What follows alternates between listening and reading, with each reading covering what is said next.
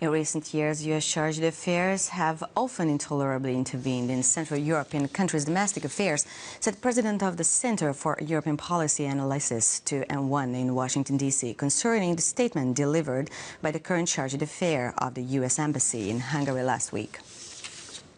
Identify corrupt government officials. Andrei Goodfriend harshly criticized the Hungarian government in 2014. The Democratic U.S. cabinet appointed him as the U.S. Embassy's chargé d'affaires in Budapest in 2013. The diplomat participated in anti-government protests several times during his mission. In September 2015, the United States' previous ambassador to Budapest, Eleni Kounalakis, criticized the Hungarian government's steps regarding migration in the opinion column of the New York Times. She wrote that it's alarming that the Hungarian government practically took migrants arriving from Syria, Afghanistan, and Northern Africa into custody and badgered them with questions. Words of intolerance and xenophobic characterizations of refugees. A month later, Andrei Goodfriend's successor, Colleen Bell, also criticized Hungary for not accepting enough migrants. The U.S. Embassy's current chargé d'affaires spoke a week ago at an event hosted by the National Association of Hungarian Journalists. David Kostelancik said that in his opinion there are negative tendencies regarding freedom of the press in Hungary and that there have been attempts to threaten opposition journalists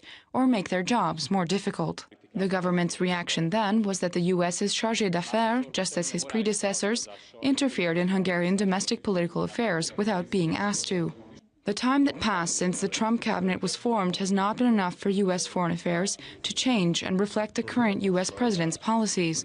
Security policy expert Sebastian Gorka told the M1 News correspondent in Washington, D.C. Donald Trump's former advisor emphasized that there's been precedent for this happening. I've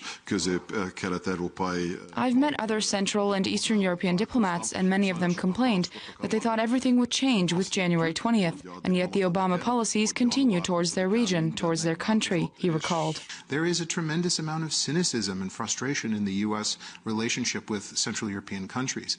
There is a good case to be made that some of that cynicism is well-founded. The past year's Democratic leadership is clearly responsible for imperfect relations between Central European countries and the U.S., said the president and CEO of the Center for European Policy Analysis in Washington, D.C. Oftentimes in the last administration, there was this negative perception that America was talking over the heads of... According to Peter Doran, the chargé d'affaires of the Obama administration often spoke over the heads of Central European countries in a destructive way, sometimes even concerning domestic political issues, while these countries are the allies of the United States. According to the expert, the Trump administration's goal, in contrast, is to build strong relations. What is different is a new emphasis on the nature of our relationships with frontline states.